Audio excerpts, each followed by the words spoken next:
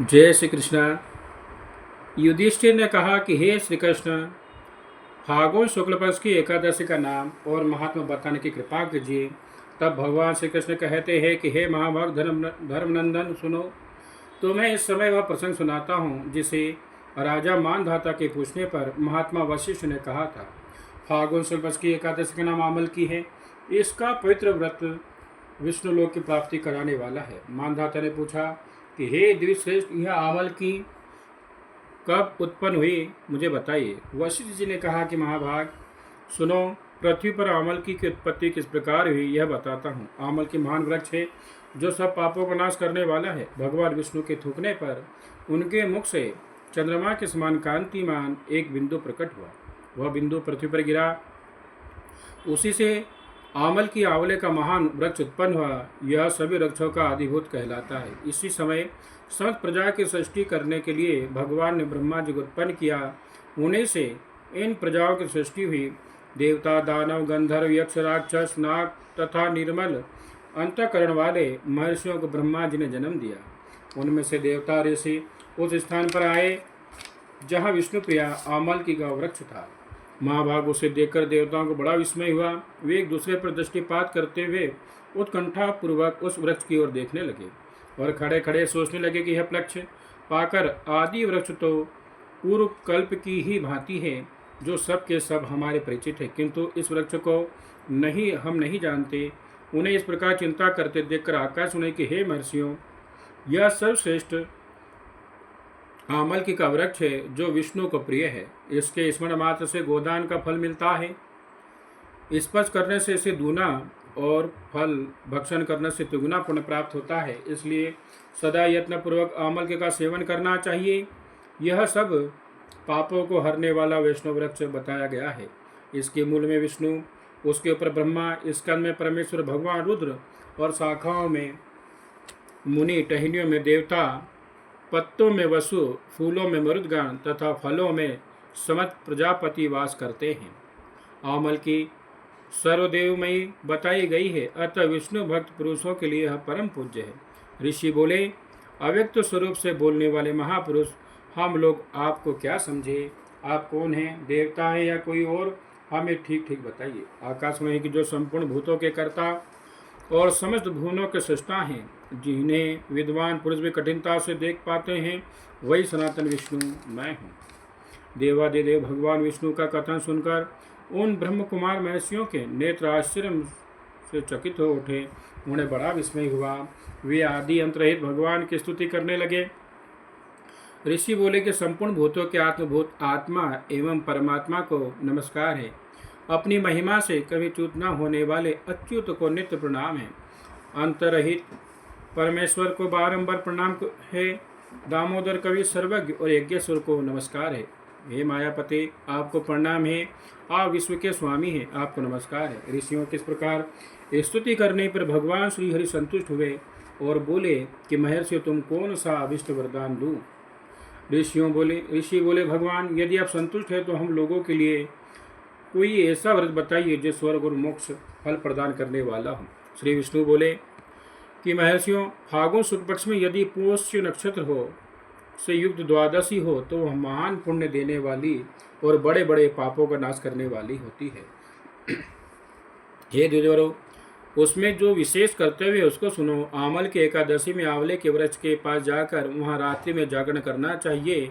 इससे मनुष्य सब पापों से छूट जाता है और सच गोदान का फल प्राप्त करता है। हे विप्रगण, यह व्रतों में उत्तम व्रत है जिसे मैंने तुम लोगों को बताया है। ऋषि बोले, भगवान, इस व्रत की विधि बताइए। यह कैसे पूर्ण होता है? इसके देवता, नमस्कार और मंत्र कौन से हैं, बताइए। उस समय स्नान दान कैसे किया जाता है, पूजन की विधि तथा उसके लिए मंत्र क्या है, इन सब बातों का यथा रूप से वर्णन कीजिए। भगवान विष्णु ने कहा कि हे द्विजरों, इस व्रत की जो उत्तम विधि है उसको स्मरण करें। एकादशी को प्रातः काल दंत धवान करके यह संकल्प करें कि हे पुण्यकाक, हे अच्युत, मैं एकादशी को निराहार रहकर दूसरे दिन भोजन करूंगा, आप मुझे शरण में रखें। ऐसा नियम लेने के बाद पतित, चोर, पाखंडी, दुराचारी, मर्यादा भंग करने वाले तथा गुरु पत्नगामी मनुष्यों से वार्तालाप ना करें। अपने मन को वश में रखते हुए नदी में, पोखरे में, कुएं पर अथवा घर में ही स्नान करें। स्नान के पहले शरीर में मिट्टी लगाएं और मृतिका का लगाने का मंत्र है। हे वसुंधरे, तुम्हारे ऊपर अश्व रथ चला करते हैं तथा वामन अवतार के समय भगवान विष्णु ने भी तुम्हें अपने पैरों से नापा था। मृति के मैंने करोड़ों जन्मों में जो पाप किए हैं, मेरे उन सब पापों को हर लो। स्नान मंत्र। जल की अधिष्ठात्री देवी माता, तुम संपूर्ण भूतों के लिए जीवन हो। वही जीवन जो स्वदेज और उद्भिज जाति के जीवों का भी रक्षक है।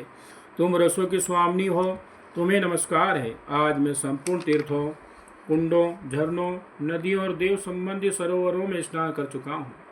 मेरा यह स्नान उक्त सभी स्नानों का फल देने वाला है। विद्वान पुरुषों को चाहिए कि वह परशुराम जी की सोने की प्रतिमा बनाएं। प्रतिमा अपनी शक्ति और धन के अनुसार 1 या आधी मास स्वर्ण की होना चाहिए। स्नान के पश्चात घर आकर पूजन हवन करें। इसके बाद सब प्रकार की सामग्री लेकर आंवले के वृक्ष के पास जाएं। वहाँ वृक्ष के चारों ओर की जमीन झाड़ भुआर लीप पोत कर शुद्ध करें। शुद्ध की हुई भूमि में मंत्र पाठ पूर्वक जल से भरे हुए नवीन कलश की स्थापना करें। कलश में पंचरत्न और दिव्य गंध आदि छोड़ दें। श्वेत चंदन से उसको चर्चित करें। कंठ में फूल की माला पहनाएं। सब प्रकार के धूप की सुगंध फैलाएं। जलते हुए दीपों की श्रेणी सजाकर तात्पर्य ये है कि सब ओर से सुंदर एवं मनोहर दृश्य उपस्थित करें। पूजा के लिए नवीन छाता, जूता और वस्त्र भी मंगा कर रखें। कलश के ऊपर एक पात्र रखकर उसे दिव्य लाजो खीलों से भर दें। फिर उसके ऊपर स्वर्णमय परशुराम जी की स्थापना करें। ओम विशुकाय नमः कहकर उनके चरणों की, विश्वरूपणे नमः से दोनों घुटनों की, उग्राय नमः से जांघों की, दामोदराय नमः से कटिभाग की, पद्मनाभाय से उदर की, श्री वस्त्रधारिणे नमः से वक्षस्थल की, चक्रिणे नमः से बाईं बाह की, गदिने नमः से दाहिनी बाह की, वैकुंठाय नमः से कंठ की, यज्ञमुखाय नमः से मुख की और विश्वकानाधेय नमः से नासिका की, वासुदेवाय नमः से नेत्रों की, वामनाय नमः से ललाट की, सर्वात्मने नमः से संपूर्ण अंगों तथा मस्तक की पूजा करें। यही पूजा के मंत्र है। तदंतर भक्ति चित्त से शुद्ध फल के द्वारा देवादिदेव परशुराम जी को अर्घ प्रदान करें। अर्घ का मंत्र इस प्रकार है कि देव देवेश्वर जमदग्नि नंदन श्री विष्णु स्वरूप परशुराम जी, आपको नमस्कार है, नमस्कार है। आंवले के फल के साथ दिया हुआ मेरा यह अर्घ ग्रहण कीजिए। तदंतर भक्ति चित्त से जागरण करें। नृत्य, संगीत, वाद्य, धार्मिक उपाख्यान तथा श्री विष्णु संबंधी कथा वार्ता आदि के द्वारा वह रात्रि व्यतीत करे। इसके बाद भगवान विष्णु के नाम लेकर आमल की वृक्ष की परिक्रमा 108 या 28 बार करें। फिर सवेरा होने पर श्री हरि की आरती करें।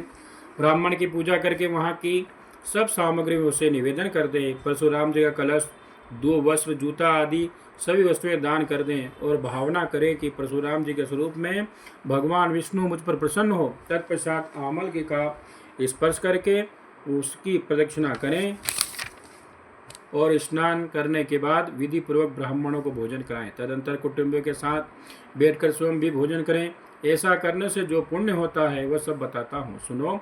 संपूर्ण तीर्थों के सेवन से जो पुण्य प्राप्त होता है तथा सब प्रकार के दान देने से जो फल मिलता है वह सब उपयुक्त विधि के पालन से सुलभ होता है। समस्त यज्ञों की अपेक्षा भी अधिक फल मिलता है, इसमें तनिक भी संदेह नहीं है। यह व्रत सब व्रतों में उत्तम है, जिसका मैंने तुमसे पूरा वर्णन किया है।